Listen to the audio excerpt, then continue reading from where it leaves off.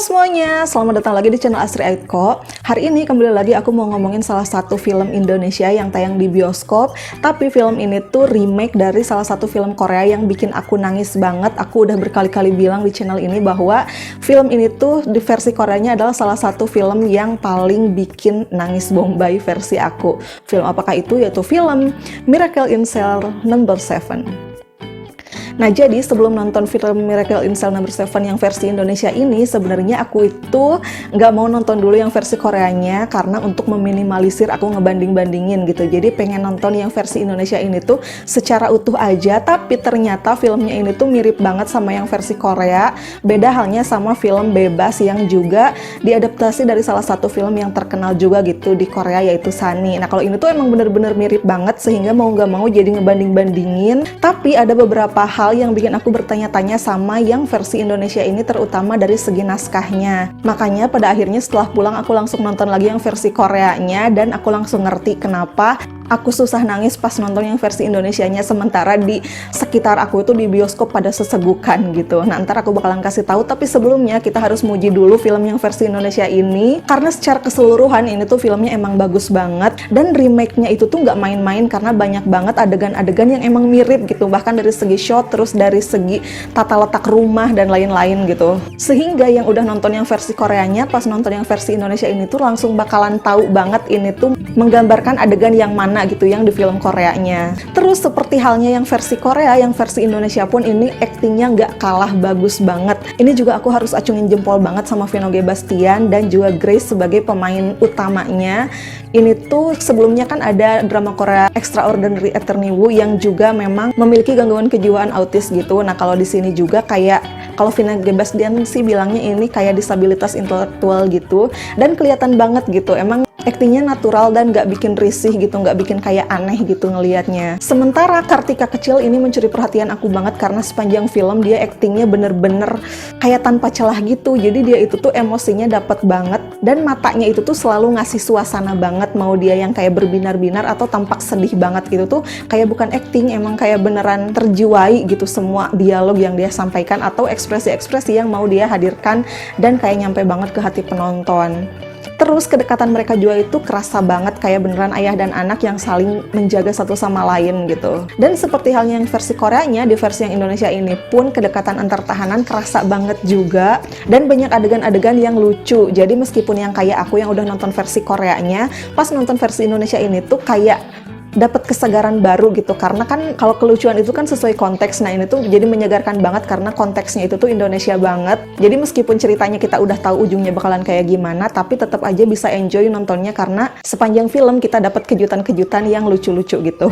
Terus hal menyegarkan lainnya kalau buat aku sendiri sih, aku kayaknya ini baru pertama kali deh nonton film Indonesia yang emang setting tempatnya itu tuh di penjara gitu. Dan ini tuh gambaran penjaranya beda sama gambaran penjara yang ada di Korea. Kalau yang versi Indonesia ini tuh penjaranya kayak lebih kusam, lebih tertutup, bahkan si pintunya pun ini tuh kayak penjara versi sel isolasi yang ada di Korea gitu. Kalau di Indonesia ini sel biasa tapi tertutup banget.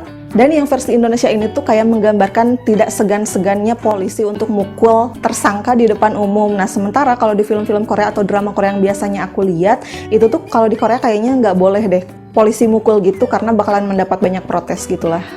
Nah, tapi adegan-adegan tentang polisinya juga menurut aku itu tuh bukan sesuatu yang asing gitu ya untuk kita sebagai konteksnya masyarakat Indonesia. Jadi pas nontonnya itu tuh ya emang terasa lebih nyata aja gitu. Jadi pokoknya secara film keseluruhan aku itu ngerasa film yang versi Indonesia ini pun gak kalah bagus banget sama yang versi Korea gitu. Nah, yang bikin aku terdistraksi itu tuh bukan dari segi tampilannya, tapi justru dari segi ceritanya. Yang mana menurut aku itu tuh justru yang paling penting karena jadi fondasi utama untuk aku ngasih reaksi terhadap film ini secara keseluruhan gitu. Karena yaitu masalahnya menurut aku si Miracle in Cell No. 7 yang versi Korea itu tuh adalah salah satu film yang terbaik yang bikin aku nangis banget gitu. Jadi mau nggak mau aku langsung ngebandingin dan jadi langsung susah nangis kalau misalkan aku terdistraksi kayak pas aku nonton kemarin. Nah, terdistraksinya karena apa? Yang pertama adalah karena perubahan profesi tokoh antagonisnya. Jadi kalau yang di versi Korea, si tokoh antagonisnya yang punya kuasanya banget itu tuh adalah si komisaris polisi.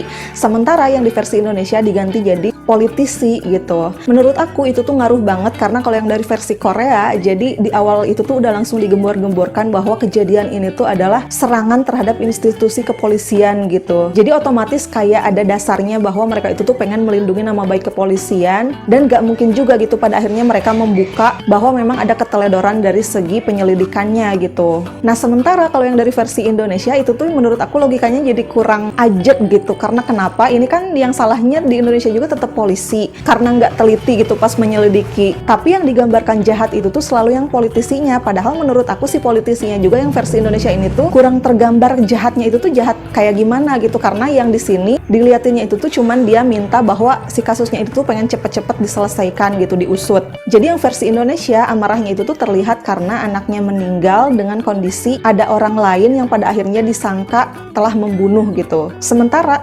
menurut aku kalau mungkin ada yang menjelaskan bahwa ternyata si Pak Dodo ini tuh seperti ini gitu, diterangkan apa yang sebenarnya terjadi, mungkin dia akan melunak juga gitu, karena ya itu nggak terasa bahwa dia itu tuh bener-bener otoriter, bener-bener menyalahgunakan kekuasaan gitu. Jadi menurut aku kesannya korbannya itu tuh ada dua, ada Pak Dodo sama si politisi ini, korban atas ketidakmampuan polisi untuk menyelidiki dengan benar gitu. Apalagi sebenarnya yang versi Indonesia ini tuh si politisinya nggak punya dendam sama si Pak Dodo, dan si Pak Dodo pun kayak tidak punya motif untuk membunuh dan juga melakukan pelecehan seksual sama si anak ini gitu. Sementara yang versi Korea, si komisaris polisinya ada interaksi langsung sama tersangkanya, dan si tersangka pun terlihat ada motif untuk melakukan hal itu gitu. Ditambah lagi TKP yang di versi Indonesia itu tuh kan ada di pinggir kolam renang, dan menurut aku itu tuh krusial banget juga. Aku tuh sampai heran kenapa orang langsung mengira si Pak Dodo ini tuh membunuh, sementara si anaknya itu tuh dalam kondisi basah semuanya, tapi ada di pinggir gitu, bukan di dalam kolam renang. Nah kalau misalkan dibunuh di kolam renang kan harusnya ada di dalam kolam renangnya. Kalau ada di pinggir itu tuh cenderung diselamatkan, justru bukan dibunuh. Terus si alatnya pun itu kan pakai gagang yang panjang, menurut aku itu bisa dipertanyakan juga sebenarnya. Kalau ngebunuh kenapa pakai gagang yang panjang gitu? Itu kan susah, berarti harus dari jauh. Ditambah lagi bukti pelecehan seksualnya menurut aku kurang banget yang versi Indonesia ini tuh. Kalau yang versi Korea kan ada kayak ngebuka celana terus ngasih napas buatan gitu. Sementara kalau yang versi Indonesia, kalaupun si Pak Dodo ini tuh ngasih napas buatan itu tuh masih wajar banget karena kondisinya kan si anaknya basah gitu. Mungkin aja tenggelam terus diselamatkan dan dikasih napas buatan. Jadi sepanjang film aku tuh terdistraksi banget sama hal-hal itu. Yang pertama yaitu perubahan dari komisaris polisi jadi politisi, terus perubahan TKP sama perubahan bukti. Jadi menurut aku ini tuh kurang ajak gitu fondasinya. Sementara kalau yang versi Korea ini tuh kayak udah jelas-jelas banget si tersangka itu tuh kayak susah banget untuk mengelak karena dilihat dari berbagai sisi dia emang mencurigakan gitu, sementara kita yakin bahwa dia itu nggak melakukan hal itu gitu. Terus menurut aku yang versi Indonesia itu tuh kurang ter-highlight tentang hukuman matinya, sehingga pas adegan puncak pun aku masih ngerasa ya dia mau pindah sel aja, bukan mau dihukum mati. Sementara kalau yang versi Korea itu tuh si hukuman matinya selalu ter-highlight dan didukung juga sama si tersangka yang terlihat putus asa banget. Seperti misalkan dari adegan-adegan yang dia senyum tapi matanya masih berkaca-kaca, terus kelihatan kangen banget sama anaknya, dan dia itu kayak tahu bahwa dia itu tuh emang bakalan susah ketemu dan ada kemungkinan dia nggak bakalan bisa ketemu lagi sama anaknya gitu. Sementara kalau yang versi Indonesia menurut aku dia tuh kayak clueless aja gitu, kayak nggak tahu apa-apa yang terjadi. Tujuan dia satu-satunya itu tuh kayak ya cuman pengen ketemu anaknya aja, bukan pengen keluar dari penjara gitu. Dan dia itu kayak nggak tahu bahwa dia bakalan dihukum mati. Terus yang versi Indonesia menurut aku kurang ter-highlight juga bahwa si Pak Dodo ini tuh nama baiknya tercemar banget di masyarakat gitu. Jadi aku pribadi kayak kurang ngerasain amarah masyarakat terhadap Pak Dodo ini. Sementara yang aku tangkap dari yang versi Korea, salah satu yang pengen disampaikan dari film ini adalah tentang memperjuangkan nama baik, bahkan sampai ketika si orangnya udah meninggal gitu, nama baik itu tuh tetap mau dikembalikan gitu. Nah, makanya di scene persidangan di adegan penutup itu kalau yang versi Korea langsung kerasa banget leganya gitu. Meskipun mungkin tentu aja buat banyak orang ini yang versi Indonesia pun masih tetap menguras air mata banget, karena ya meskipun aku ngomong gini tetap aja kan terbukti bahwa orang-orang tetap suka dan pada bengkak gitu pas keluar dari bioskop matanya. Karena berarti emang ya tetap bagus gitu, cuman karena aku suka banget yang versi Koreanya, jadi ya mau gak mau memang jadinya ngebanding-bandingin gitu. Apalagi di sini emang mirip banget gitu ya kan, banyak adegan-adegan yang mirip, terus cara cerita juga mau dibikin mirip, cuman ya itu karena beberapa hal ya ada yang diubah, dan menurut aku yang diubahnya itu yang esensial gitu. Jadi pada akhirnya gitu deh, aku banyak terdistraksi gitu. Tapi yang menolong banget memang Grace sebagai Kartika Cilik, yang aktingnya itu tuh bener-bener ngasih suasana banget, baik itu ketika sedih maupun ketika seneng gitu.